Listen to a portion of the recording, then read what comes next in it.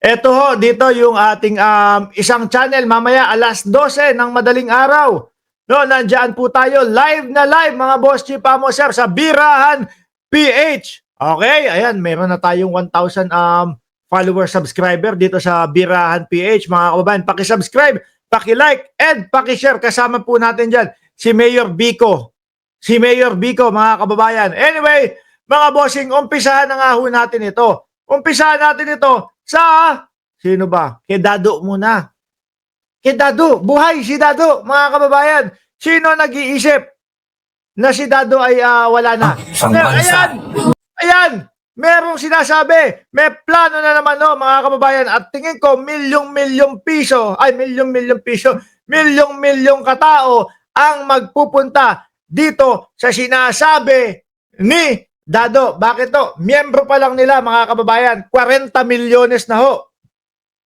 Hindi ko sabi yan. Sabi ho ni Dado yan doon sa kanyang mga vlog. sabi ho yan ni Dado doon sa kanilang vlog. Okay ho, mga kababayan, pakinggan ho natin si Boss Dado. Boss Dado, manawagan ka na. Eh, kaso baka magalit sa iyo ibang mga DDS. Bakit? Iba yung ano mo eh. Iba yung petsa mo eh. Ibang grupo ka na naman. Ibang grupo ka na naman eh. Oh, game! Day of Reckoning. Aba, may Day of Reckoning pa. may sarili na naman title si Boss Dado natin ah. Oh. Isang bansa, isang galaw, isang diwa, no? Isang bansa, isang galit.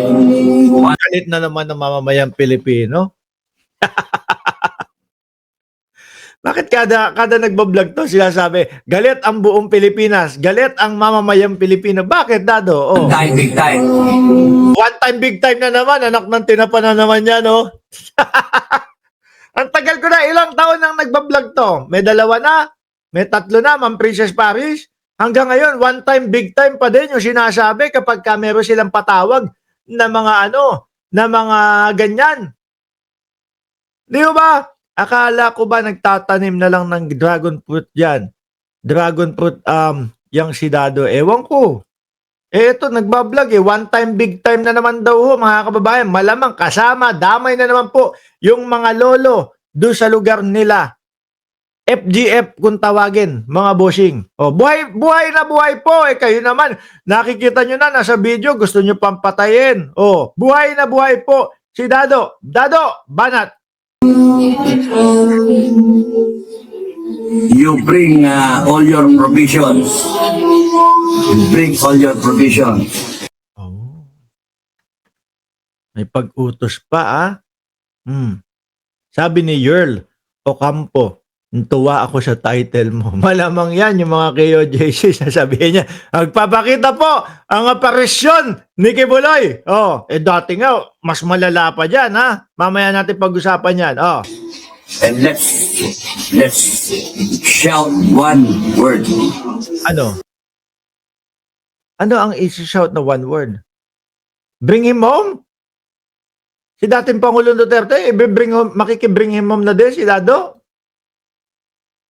Saan? Tapos na yon. Nako, wala. Puro ano lang pala. O ayan, people power na naman ang sinisigaw ni Dado, mga kababayan.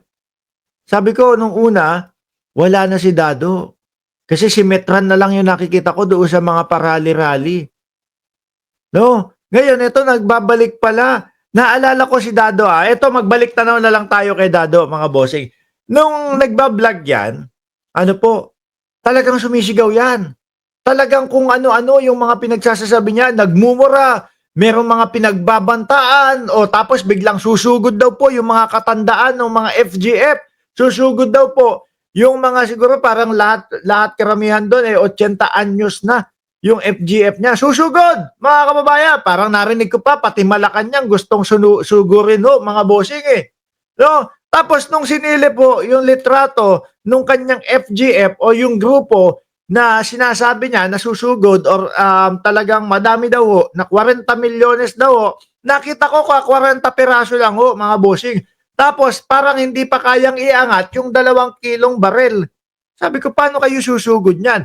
So ngayon, kagaganon ni Dado, mga bossing, nakasuhan, kinasuhan ni General Torre. Nagharap sila.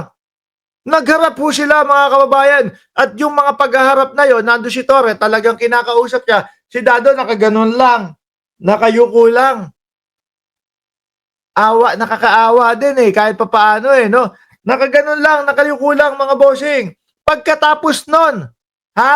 Siguro umuwi na tong si Dado. Naku, may kaso, napag-isip-isip. O siguro may kasunduan. O sige, ganito. Dado, no? Iuurong ko o hindi ko itutuloy itong kaso na ito kung sakali o kapag ka ikaw ay nagtino, hindi mo na inulit. Di umuwi si Dado, nakita ko, pansin ko yung pansin ko yung vlog niya eh. Biglang naging malumanay ho, mga kababayan.